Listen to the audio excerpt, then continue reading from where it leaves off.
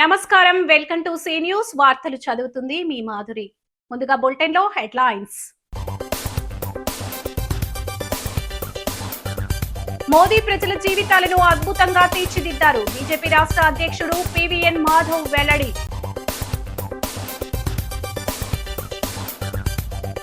బ్రతికున్నంత వరకు ప్రజా సేవలోనే ఉంటా. ఘనంగా మాజీ ఎమ్మెల్యే రౌతు జన్మదిన వేడుకలు. ఓట్ల తొలగింపు కుట్రను ఖచ్చితంగా అడ్డుకుంటాం. కాంగ్రెస్ పార్లమెంట్ కోఆర్డినేటర్ టీకే విశ్వేశ్వరరెడ్డి.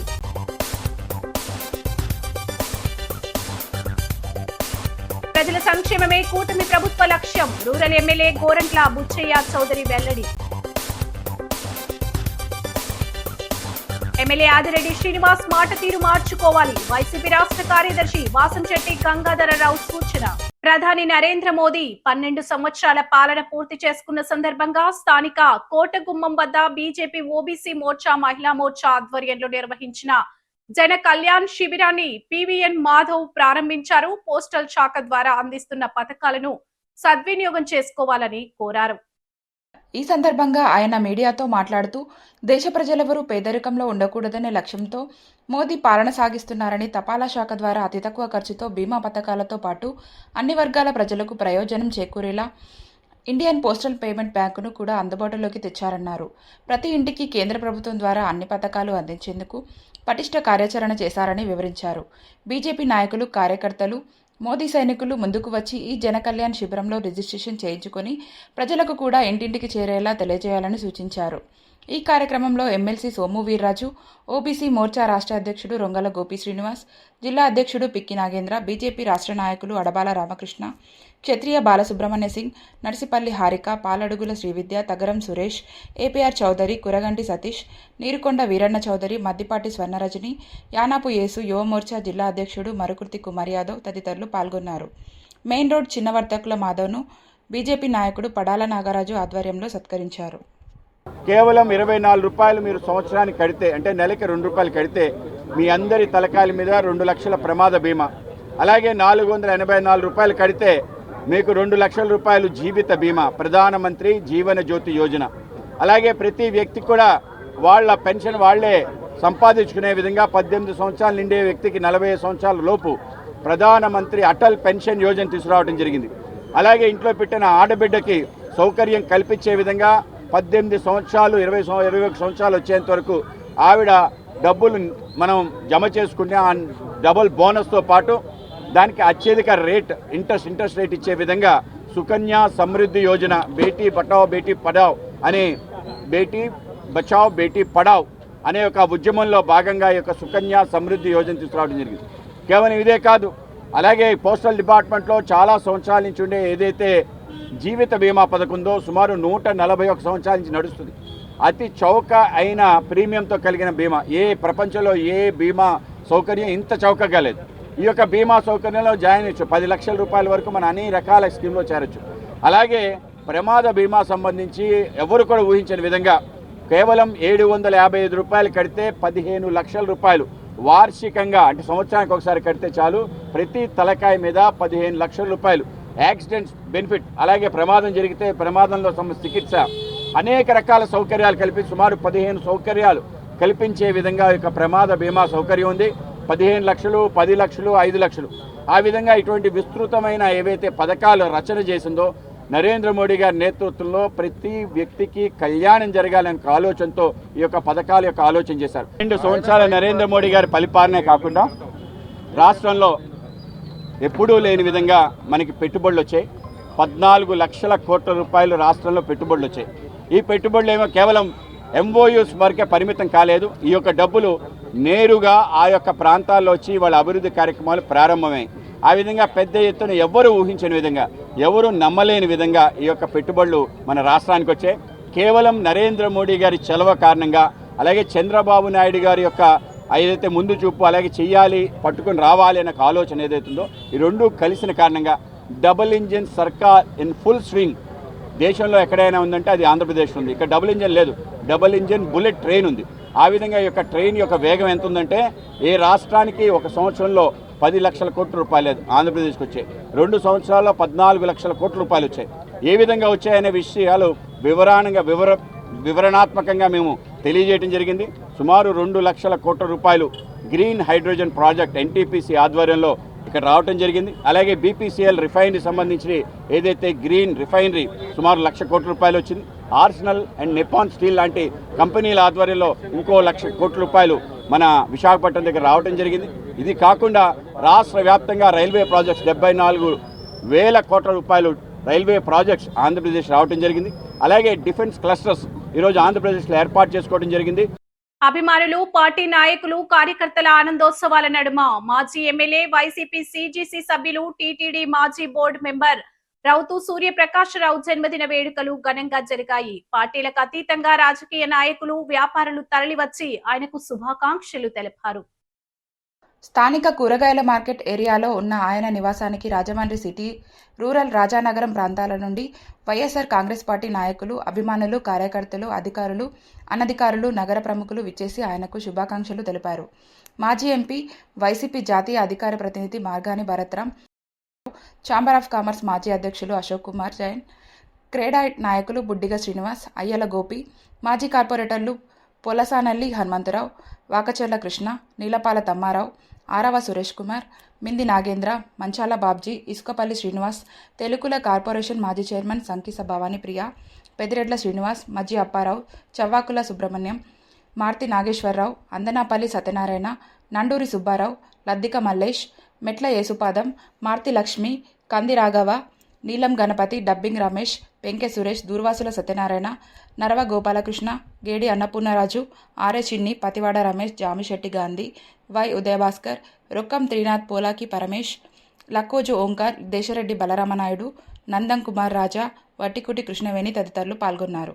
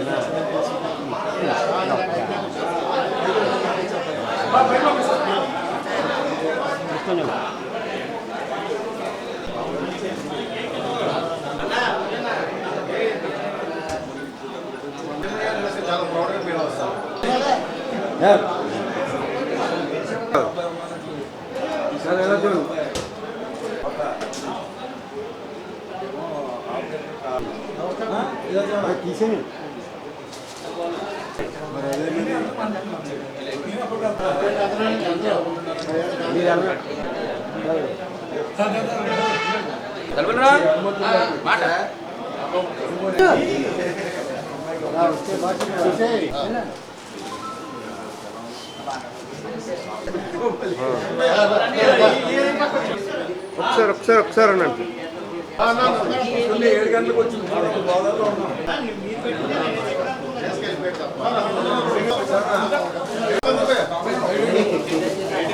గురుగారు ఎలాగా ఇవాళ నా జన్మదినోత్సవాన్ని పురస్కరించుకొని ఇంతమంది అభిమానులు నన్ను ఆశీర్వదించడానికి ఇచ్చేసారని అంటే అది నా పూర్వజన్మ సుకృతంగా భావిస్తున్నాను. రాజకీయాల్లో ఉన్న వాళ్ళకి రోల్ మోడల్ ఏంటంటే పదవి లేకపోయినా అభిమానించే వాళ్ళని సంపాదించుకున్నామంటే అది జీవితంలో ధైర్యం అవుతుంది. వాళ్ళ పదవుంటే గొప్పవాళ్ళు కాదు, పదవి రావడం అనేది ఇస్తుంది భగవంతుడు, కానీ దాన్ని సార్థకతం చేసుకోవడం అనేది మన చేతుల్లో ఉంది. అలాంటిది ఇవాళ నా పదవి అయిపోయి ఎప్పుడో పుష్కరకాలం అయిపోయింది, కానీ ఇంతమంది మీ పనులన్నీ పోగొట్టుకొని నన్ను ఆశీర్వదించాలి, రౌతు గారిని ఆశీర్వదించి ఇదిగో మీ వెనకాల మేము అంతా ఉన్నాం, నువ్వు ధైర్యంగా ఉండని చెప్పడానికి ఇచ్చేసిన ప్రతి అభిమాని, ప్రతి స్నేహితులు, సన్నిహితులందరికీ కూడా భగవంతుడు నాకు ఇచ్చిన గొప్ప ఆస్తిగా నేను భావిస్తూ మీరు ఇచ్చినటువంటి బలాన్ని నేను ఎప్పుడూ మర్చిపోను. నా ఆఖరి శ్వాస ఉన్నంత వరకు కూడా మీ అందరికీ సేవ చేసేటువంటి భాగ్యాన్ని ఇమ్మని చెప్పి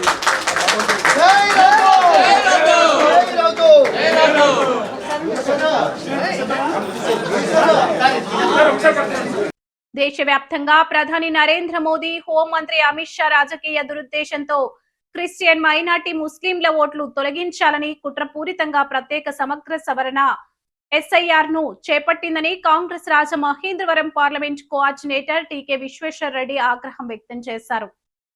స్థానిక మున్సిపల్ కాలనీలో ఉన్న కాంగ్రెస్ పార్టీ కార్యాలయంలో గురువారం జిల్లాలోని అసెంబ్లీ కోఆర్డినేటర్లకు ఎస్ఐఆర్ ప్రక్రియపై అవగాహన కార్యక్రమాన్ని నిర్వహించారు. అనంతరం జరిగిన మీడియా సమావేశంలో టీకే మాట్లాడుతూ ఏఐసీసీ అధ్యక్షుడు మల్లికార్జున ఖర్గే, కాంగ్రెస్ లోక్సభ పక్షనేత రాహుల్ గాంధీ పిలుపు మేరకు ఎస్ఐఆర్ ప్రక్రియ నిర్వహణలో అర్హులైన ఓటర్ల ఓట్లు తొలగించకుండా అప్రమత్తంగా వ్యవహరించే కార్యక్రమాన్ని చేపట్టామన్నారు. దీనికి సంబంధించిన మెటీరియల్ను కూడా అందించామని, ప్రజలు ఎటువంటి ఇబ్బందినైనా వారి దృష్టికి తేవాలని సూచించారు. అర్బన్ జిల్లా అధ్యక్షుడు బాలేపల్లి మురళీధర్ మాట్లాడుతూ బీజేపీ ఓటు చోరీ, సీటు చోరీ వరకు అన్ని అక్రమాలు చేస్తోందని ఆరోపించారు. ప్రజలు తమ ఓట్లను జాగ్రత్తగా కాపాడుకోవాలని, ఇండియా కూటమి పార్టీలు కూడా కలిసి రావాలని కోరారు. ఈ కార్యక్రమంలో కాంగ్రెస్ కోఆర్డినేటర్లు మార్టిన్ లూథర్, మేడవరపు భద్రందొర, యేసు, తడాల కొండరాజు, పార్టీ నాయకులు ఆకుల సూర్య, భాగ్యలక్ష్మి, చిన్నం మురళీకృష్ణ, సింధియారాణి, బర్రె సుబ్రహ్మణ్యం తదితరులు పాల్గొన్నారు.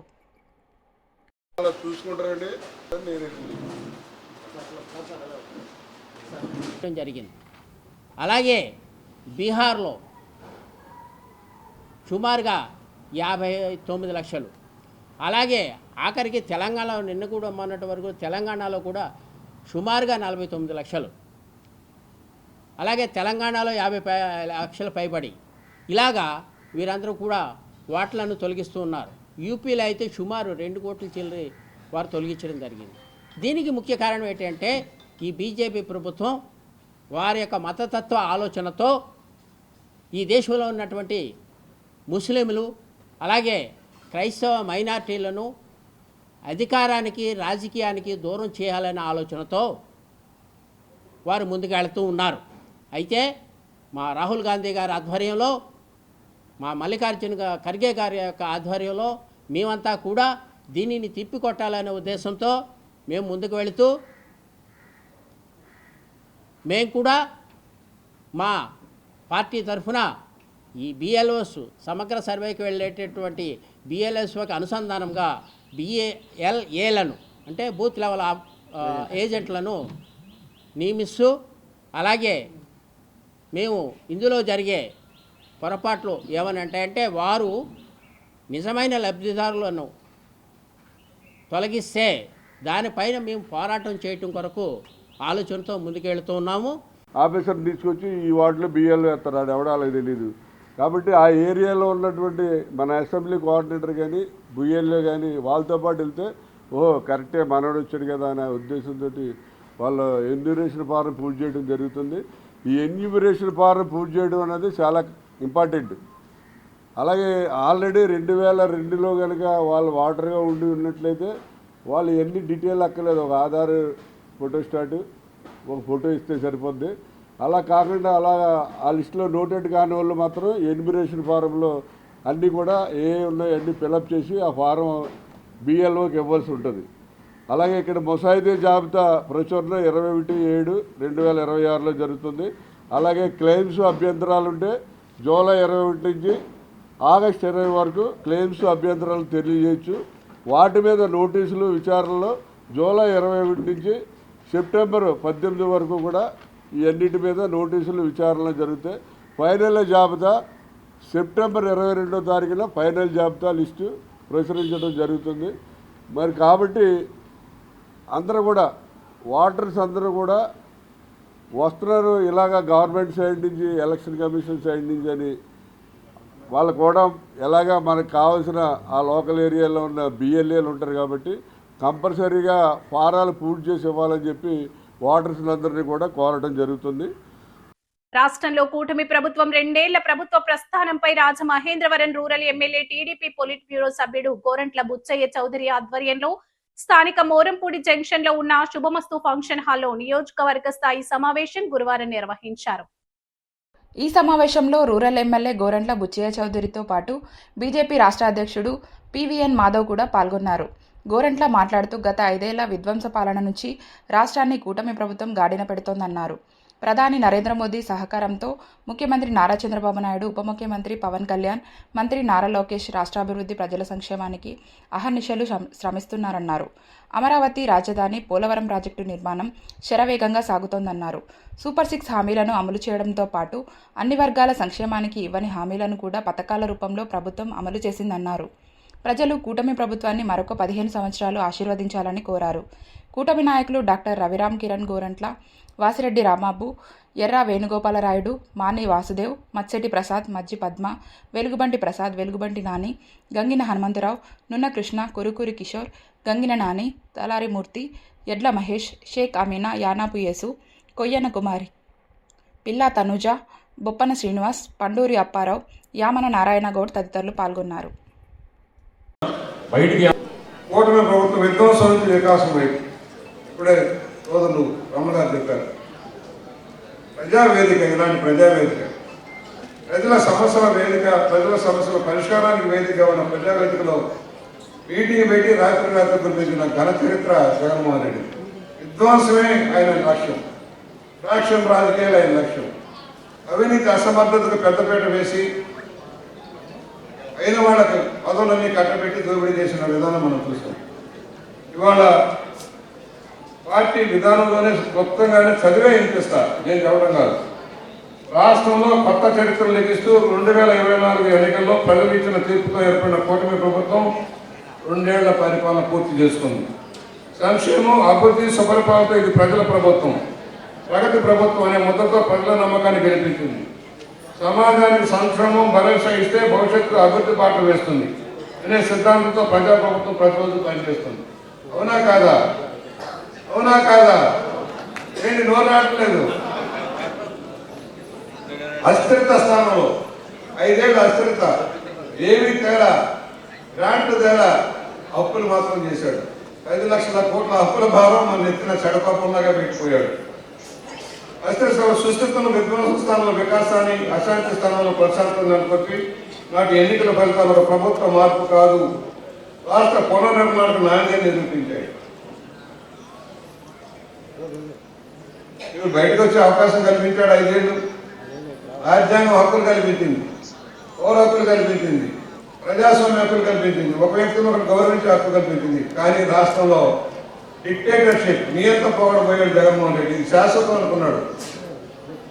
అధికారం శాశ్వతం, ఇది నా సొంత జాగీర్ అనే భావంలో పనిచేశాడు. ఫలితంగా 11 మందికి పరిమితం అయిపోయాడు. తప్పు చేసిన వాళ్ళకి ప్రజలే శిక్షిస్తారు. ప్రజాస్వామ్యంలో గొప్పతనం ఏంటంటే ప్రజలు అభిమానించగలరు, ఆదరించగలరు, అవసరమైతే తీర్పు కొట్టగలరు. అదే జరిగింది. 5 సంవత్సరాల విధ్వంస పరిపాలనకి శరవేగమాడి సంక్షోభం నుంచి స్వర్ణంలోకి ప్రయాణించే అవకాశం మీరు కల్పించారు. ఇవాళ రాష్ట్రం అంతా కల్పించింది. ఫలితంగానే ఇవాళ నూతన మార్పుతో ముందుకు జరుగుతున్నాం. రాష్ట్ర పునర్నాణ్యం, తల్లికి వందనం నుంచి శ్రీశక్తి వరకు, అన్నదాత సుఖీభవన్కి ఎన్టీఆర్ భరోసా వరకు, మహిళా సాధికారత నుంచి యువత ఉపాధి వరకు, రాజధాని అమరావతి నిర్మాణం నుంచి ప్రపంచ స్థాయి పెట్టుబడి ఆకర్షణ వరకు, పోలవరం నుంచి నదుల అనుసంధానం వరకు, గుడ్ గవర్నెన్స్ నుంచి గ్రీన్ ఎనర్జీ వరకు ప్రతి రంగంలోనూ ప్రతి కోడు గర్వించే పురోగతి సాధించింది. ప్రతి పదం వెనుక ఒక కుటుంబం ఆశ ఉంది, ప్రతి నిర్ణయం వెనుక ఒక ప్రజా ప్రయోజనం ఉంది, ప్రతి విజయం వెనుక 1,50,00,000 కుటుంబాల ఆకాంక్షలు ఉన్నాయి. మర్చిపోకండి, ఆకాంక్షలు ఉన్నాయి, ఆశిస్తారు, కావాలని కోరుకుంటారు, కోరుకోవాల్సిన అవసరం ఉంది. తీర్చాల్సిన బాధ్యత ప్రభుత్వాల మీద ఉంటుంది. ఆ విధమైన లక్ష్యంతో ముందుకు సాగుతున్నారు చంద్రబాబు నాయుడు గారు, పవన్ కళ్యాణ్ గారు, లోకేష్ గారు, మోడీ గారి సహకారంతో. రాజమహేంద్రవరం మాజీ ఎంపీ మార్గాని భరత్ రామ్ ను ఉద్దేశించి సిటీ ఎమ్మెల్యే ఆదిరెడ్డి శ్రీనివాస్ మాట్లాడుతున్న మాటలు చాలా అభ్యంతరకరంగా ఉన్నాయని వైసీపీ రాష్ట్ర కార్యదర్శి, మాజీ కార్పొరేటర్, నూజివీడు నియోజకవర్గ పరిశీలకుడు వాసంశెట్టి గంగాధరరావు అన్నారు.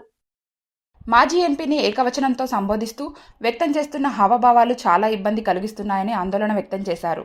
స్థానిక కంబాల చెరువు మెగా ఫంక్షన్ హాల్లో గురువారం జరిగిన మీడియా సమావేశంలో వాసంశెట్టి మాట్లాడుతూ Morampudi flyover, VL Puram multipurpose stadium, airport, railway station అభివృద్ధికి నిధులు, రివర్ ఫ్రంట్, బీసీ భవన్కు నిధులు అన్నీ మార్గాని భరత్ తెచ్చినవేనని తెలిపారు. గూగుల్లో చెక్ చేస్తే అన్ని నివేదికలు వస్తాయని వ్యాఖ్యానించారు. ఎమ్మెల్సీ సోము వీరాజు కూడా అదే విధంగా పదప్రయోగం చేస్తున్నారని, ఆయన సీనియారిటీకి ఇలా చేయడం పద్ధతి కాదని వ్యాఖ్యానించారు. మైనార్టీ సెల్ నాయకుడు ఎండీ అమీర్ పాషా మాట్లాడుతూ కంబాల చెరువు పార్కులో చెత్త పేరుకుని పోవడం సర్వసాధారణమని, దాన్ని తొలగించకుండా తమకు చేత కాదు అని ఆదిరెడ్డి వాసు చెబుతున్నట్టుగా ఉందని విమర్శించారు. వైసీపీ పాలనలో మార్గాని భరత్ ప్రజలకు ఆహ్లాదం పంచేలా కంబాల చెరువు పార్కును తీర్చిదిద్దారని తెలిపారు. వైసీపీ నాయకులు సప్ప ఆదినారాయణ, నల్లమిల్లి సత్యనారాయణ రెడ్డి, బిల్డర్ చిన్న, రొక్కం త్రినాథ్, రేగుల నాని, దాది గౌరీశంకర్, రొక్కం వంశీ తదితరులు పాల్గొన్నారు. ఇంకా చాలా ముందుకెళ్తే ఇవాళ మీరు చేస్తున్నటువంటి దాంట్లో ఏదైతే మీరు పరిపాలన చేస్తున్నారో దాన్ని మీరు మీ హయాంలో ఆ రోజున 50 మంది వచ్చేసారు, లేకపోతే ఈ రోజున 50 దానికి దీనికి ఉన్న డిఫరెన్స్ని చెప్పాం. ఆ రోజున మీకు ఉన్నటువంటి ఏదైతే కేసు ఉందో ఆ కేసు మీద మీ ఇంటికి రావడం, ప్రవేశించడం, ఉన్నారా లేదని కనుక్కోవడం, వెళ్ళిపోవడం జరిగిపోయింది చీట్ ఫండ్కి సంబంధించినటువంటి ఇష్యూలో. అలాగే మరి మొన్న జరిగినటువంటి కోటకమ్మ దగ్గర జరిగినటువంటి ఇష్యూలో 175 నియోజకవర్గాల్లో రాజమండ్రి నియోజకవర్గానికి ఇన్ని వందల మందిని పోలీసులను పెట్టి చేయించింది మీరు కదా. ఎందుకు దానికి దీనికి ఇచ్చేస్తే మీరు కక్షపూరితమైన రాజకీయం చేయాలని ప్రయత్నిస్తున్నారు కాదు, చేస్తున్నారు. ఎవరు కొట్టుకున్నా అది వైసీపీకి ఉండాలి, ఎవరు తన్నుకున్నా వైసీపీకి ఉండాలి, ఎవరు ఎక్కడికి వెళ్ళిపోయినా వైసీపీ. ముద్ర వేసేసి మీరు చేసినంత మాత్రాన్ని ఏమీ ఇదైపోదు. ఇవాళ ప్రెస్ మీట్ పెట్టేసి మీరు చెప్పినంత మాత్రాన్ని నమ్మే పరిస్థితుల్లో రాజమండ్రి ప్రజలు లేరు. వాస్తవాలు చూపించి, ఇవన్నీ కూడా దాఖలాలు చూపించి, ఈ దస్త్రాలు చూపించి, ఇగో నేను ఇవాళ ఇది చేశాను, ఈ రోడ్లు నేను వైనింగ్ చేశాను, ఇది కట్టాను, ఇది చేశానని చెప్పి మార్గాన్ భరతరామ్ గారు చెప్తుంటే అందరూ ఇవాళ చూస్తున్నారు. రాజమండ్రి వచ్చి చూసి దాని మీద స్పందిస్తున్నారు. ఇవాళ ఇవన్నీ కూడా డెవలప్మెంట్స్లో ఉన్నాయి. ఎమ్మెల్యే గారు ఆ రోజున మీపై పెట్టినటువంటి కేసులు, మీ ఆర్థిక లావాదేవీలు, చిట్ ఫండ్కి సంబంధించినటువంటి ఆర్థిక లావాదేవీల మీద పెట్టినటువంటి కేసు, అలాగే చంద్రబాబు నాయుడు గారి మీద కూడా కేసు పెట్టడం జరిగింది. ఆయన కూడా లోపలికి వెళ్ళడం జరిగింది. అంతకుముందు మీరు కూడా వెళ్ళడం జరిగింది, మీ తండ్రి కొడుకులు ఇద్దరు కూడా. చంద్రబాబు నాయుడు గారు బయటకు వచ్చేసిన తర్వాత, ఆయన అధికారంలోకి వచ్చిన తర్వాత తనపై పెట్టినటువంటి కేసులన్నీ కూడా అధికారుల ద్వారా మాఫీ చేయించుకుంటున్నారు. శాసనసభ్యులయ్యి అప్పుడే 2 సంవత్సరాలు దాటిపోయింది కదా, మరి మీపై పెట్టిన కేసుల్ని ఎందుకు మీరు తీయించుకోలేకపోతున్నారు? అక్కడ జరిగింది ఏమిటి అన్నది మీకు తెలుసు, మాకు తెలుసు. ఇది మార్గాన్ భరతరామ్ గారు కావాలని పెట్టించేసినటువంటి కేసులు కావు. మీ ఆర్థిక లావాదేవీలకు సంబంధించిన, వ్యాపార లావాదేవీల మీద సంబంధించినటువంటి ఇష్యూ మీద వచ్చినటువంటి కేసు. ఆ కేసులో రుజువు సాక్ష్యాలు ఉన్నాయి కాబట్టి అది జరుగుతుంది, నడుస్తుంది. అది మీరు ఇవాళ మీ ఒకళ్ళు కేంద్ర మంత్రిగా ఉన్నారు, ఇవాళ మీరు శాసనసభ్యులుగా ఉన్నారు. మీ ఇన్ఫ్లుయెన్స్ చేసుకుని తీయించుకోండి, చూద్దాం మీ నిజాయితీని, అప్పుడు మేము ఒప్పుకుంటాం. అయిపోయింది. హ్యాపీ స్ట్రీటే కావచ్చు, గ్లో గార్డెనే కావచ్చు, ఇవాళ కంబాల్ చెరువు కావచ్చు. సో త్వరగా మీ యొక్క హయాంలో మీరు చేయండి. దాన్ని మార్చి ఏదైనా కొత్తగా చేయగలిగితే దాని గురించి మేము ఆనందపడడానికి, మేము మీ గురించి హర్షించడానికి మేము ఎప్పుడు సిద్ధంగానే ఉన్నాం. ఇది ప్రజల సమస్య. మేము అక్కడికి వెళ్తుంటే ఒక నీచు వాసన, ఇది పొల్యూషన్ ఎయిర్లోకి వచ్చేసి అటు ట్రావెల్ చేసే వాళ్ళకి లంగ్స్లో కానీ ఇన్ఫెక్షన్ వచ్చే, అక్కడ నివసించే ప్రాంతాల వాళ్ళు కూడా ఇది ఖచ్చితంగా ఇన్ఫెక్షన్స్ కింద మారే అవకాశం ఉంది. కాబట్టి మేము ఈ ప్రెస్ ద్వారాగా మిమ్మల్ని కోరుకునేది ఒకటే, వెంటనే మీరు యాక్షన్ తీసుకొని ఆ ఉన్న పార్క్ని మొత్తంగా దాన్ని రెనోవేట్ చేసి దాన్ని క్లీన్ చేస్తే తప్పకుండా ప్రజలు మిమ్మల్ని కూడా హర్షిస్తారు. ఆయన హయాంలో జరిగిన తప్పు నా హయాంలో నేను అది వదిలేస్తానంటే అది కరెక్ట్ కాదని మా యొక్క ఆవేదన. మీరు చేయగలిగితే దీనికంటే ఏమైనా బెస్ట్ చేయండి, ఖచ్చితంగా మేము కూడా దానికి మేము హర్షించడానికి మేము ముందుంటాం. ఇది ప్రెస్ మీడియాగా నేను కోరుకునేది ఒకటే, వెంటనే క్లీన్ చేసి ఆ పార్క్ని పునరుద్ధరించి మళ్ళీ దానికి ప్రజలకి అందుబాటులో తీసుకుని రావాలని నేను కోరుకుంటున్నాను. రాష్ట్రంలో పోలీస్ స్టేషన్లు తెలుగుదేశం పార్టీ కార్యాలయాలుగా మారిపోయాయని, ప్రజలు ప్రాణాలకు రక్షణ కల్పించాల్సిన రక్షక భటులు రాక్షస భటులుగా వ్యవహరిస్తున్నారని వైఎస్ఆర్ కాంగ్రెస్ పార్టీ యువజన విభాగం రాష్ట్ర అధ్యక్షుడు, రాజానగరం మాజీ ఎమ్మెల్యే జక్కంపూడి రాజా ఆరోపించారు. స్థానిక దానవాయిపేటలో ఉన్న కార్తికేయ అపార్ట్మెంట్లోని ఆయన కార్యాలయంలో గురువారం జక్కంపూడి రాజా మీడియాతో మాట్లాడుతూ, విజయవాడకు చెందిన సాయికృష్ణ కేసును వెంటనే సిబిఐ లేదా సిట్టింగ్ జడ్జికి అప్పగించి దర్యాప్తు చేయించాలని డిమాండ్ చేశారు. రాష్ట్ర పోలీసుల విచారణ ద్వారా న్యాయం జరుగుతుందన్న నమ్మకం తమకు లేదని వ్యాఖ్యానించారు. గత 40 రోజులుగా కనిపించకుండా పోయిన సాయికృష్ణను ఏం చేశారన్నది వెంటనే బయటపెట్టాలని డిమాండ్ చేశారు. నారా లోకేష్ పోలీసు శాఖను ఉపయోగించుకొని రాష్ట్ర వ్యాప్తంగా వైసీపీకి చెందిన కాపు నాయకులపై దాడులు చేయించి తప్పుడు కేసులు పెట్టిస్తున్నారని ఆరోపించారు. అసలు సాయికృష్ణ ఏమయ్యాడు, ఉన్నాడా లేదా, లేక పోలీసులే చంపేశారా అన్నదానిపై హైకోర్టు సుమోటోగా తీసుకొని విచారణ జరిపించాలని విజ్ఞప్తి చేశారు. చంద్రబాబు రెడ్ బుక్ రాజ్యాంగాన్ని తిప్పికొట్టి మళ్లీ వైసీపీ అధికారంలోకి రావడం ఖాయమని స్పష్టం చేశారు. రాష్ట్రంలో పరిపాలన అనేటువంటిది పూర్తిగా గాడి తప్పింది. చంద్రబాబు గారి యొక్క రెడ్ బుక్ రాజ్యాంగాన్ని అమలుపరిచేటటువంటి క్రమంలో ప్రతి పోలీస్ స్టేషను ఒక తెలుగుదేశం పార్టీ కార్యాలయంలాగా మారింది అని అనేక ఉదాహరణలతో మనం చెప్పుకోవచ్చు. అందులో ముఖ్యంగా నిన్నగాక మొన్న విజయవాడ నగరంలో జరిగినటువంటి ఒక సంఘటన.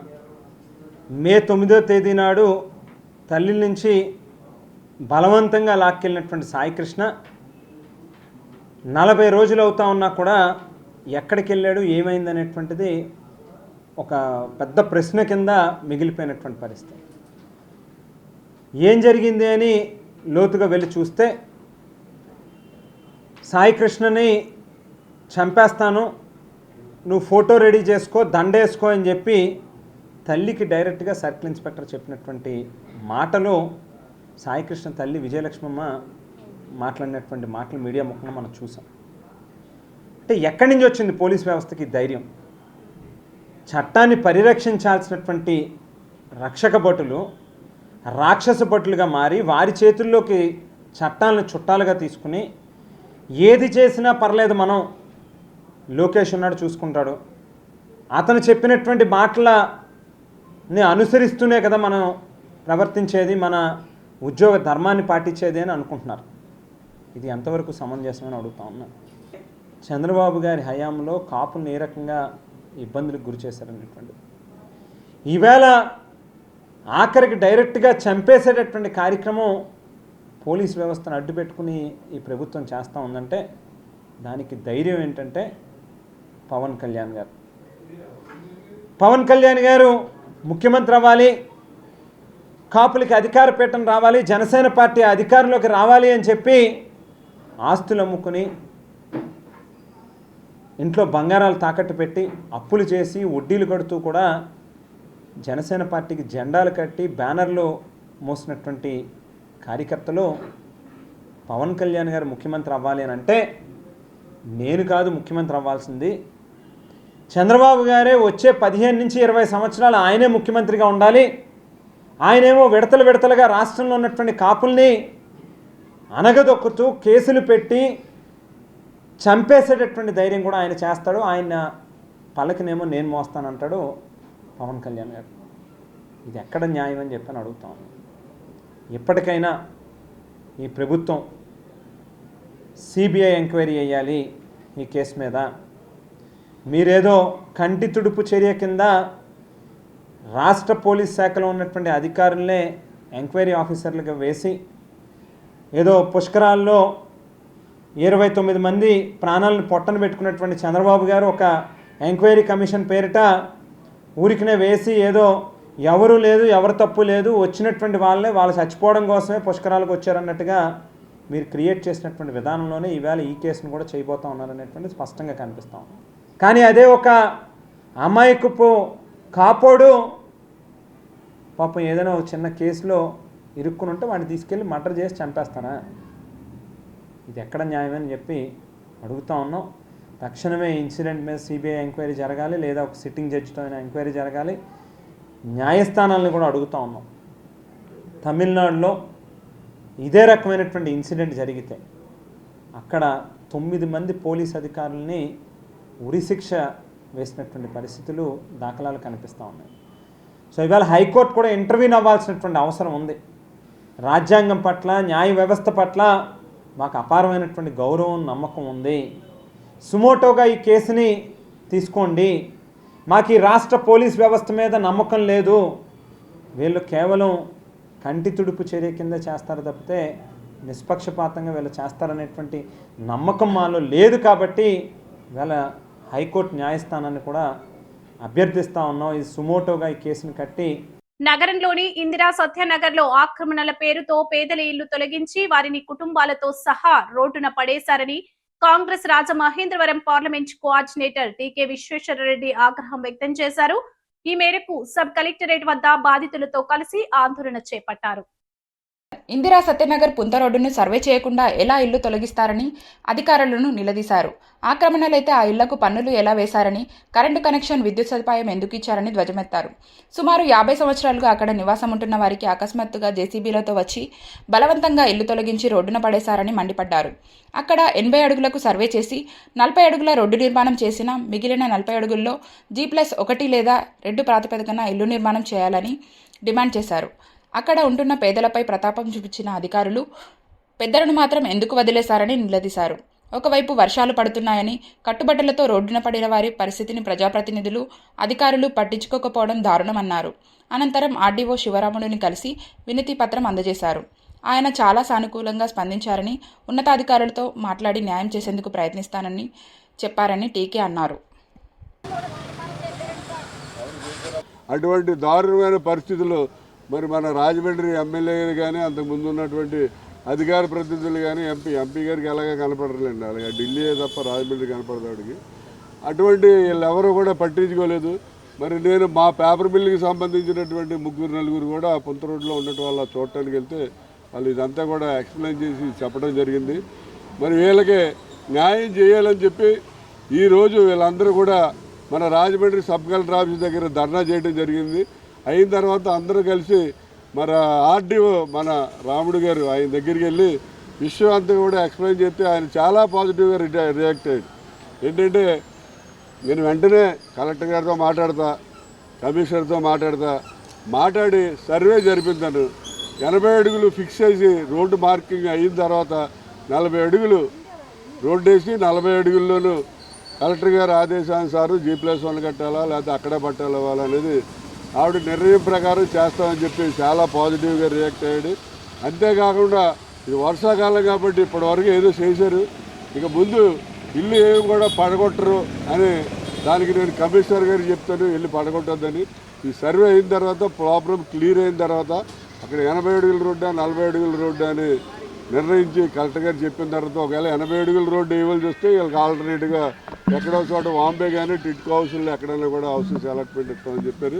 ఒకవేళ అలా కాకపోతే 40 అడుగుల రోడ్డు వేస్తే ఆ 40 అడుగులు మిగిలిన 40 అడుగులు G+1 G+2 ఏదో కట్టి వీళ్ళందరికీ ఇస్తానన్నారు. నిజంగా 40 అడుగులు రోడ్డు వేసి 40 అడుగుల్లో G+1 కడితే ఉన్న ఈ 100 మందికే కాదు ఇంకో 200 మందికి ఇల్లు ఇవ్వచ్చు, అంత ప్లేస్ ఉంది అక్కడ.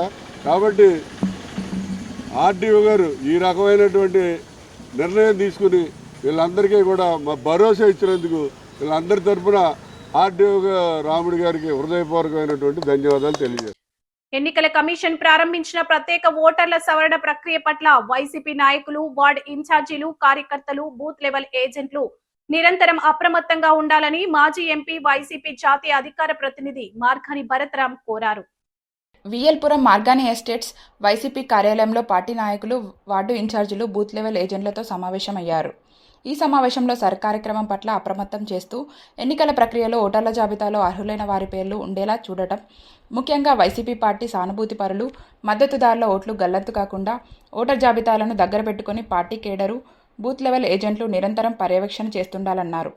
తెలుగుదేశం పార్టీ ఓట్లు కొల్లగట్టడానికి అవాంఛిత యాప్ వినియోగిస్తున్నట్లు తెలుస్తుందని, తమ పార్టీ ఓట్లు పోకుండా పార్టీ నాయకులు, బిఎల్ఏలు ప్రభుత్వ అధికారులతో మిగతా పార్టీల వాళ్లతో కలిసి పనిచేయాలని సూచించారు. వైసీపీ రాష్ట్ర కార్యదర్శి వాసంశెట్టి గంగాధర్రావు, మజ్జి అప్పారావు, మార్తి నాగేశ్వరరావు, కాటం రజనీకాంత్, తిరగటి దుర్గారావు, సుబాని, గణేష్ రెడ్డి, మార్గాన రాము, మారిశెట్టి వెంకటేశ్వరరావు పాల్గొన్నారు. తెలుగుదేశం పార్టీ వాళ్ళు చేస్తా ఉన్నారు, మనం కూడా అప్రమత్తంగా ఉంది. ప్రతి వార్డులో కూడా మీరందరూ కూడా బాధ్యత తీసుకోండి. ఇది చాలా చాలా ఇంపార్టెంట్. మనం ఇప్పుడు దాకా చేసిన కార్యక్రమాలు ఒక ఎత్తు అయితే ఇప్పుడు మనం చేయబోయే ఈ వారం 2 వారాలు కూడా చాలా కీలకము.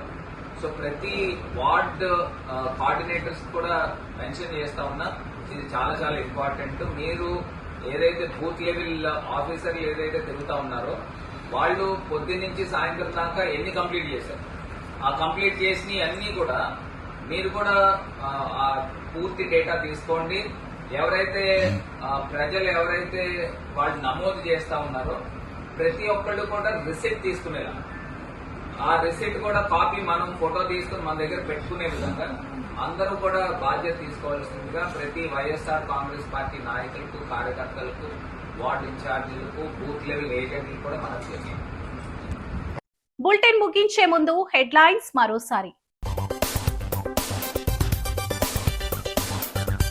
మోదీ ప్రజల జీవితాలను అద్భుతంగా తీర్చిదిద్దారు. బీజేపీ రాష్ట్ర అధ్యక్షుడు పివిఎన్ మాధవ్ వెల్లడి.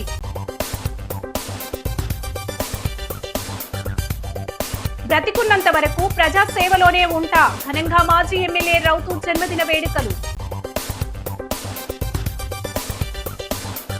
ఓట్ల తొలగింపు కుట్రను ఖచ్చితంగా అడ్డుకుంటాం, కాంగ్రెస్ పార్లమెంట్ కోఆర్డినేటర్ టీకే విశ్వేశ్వరరెడ్డి.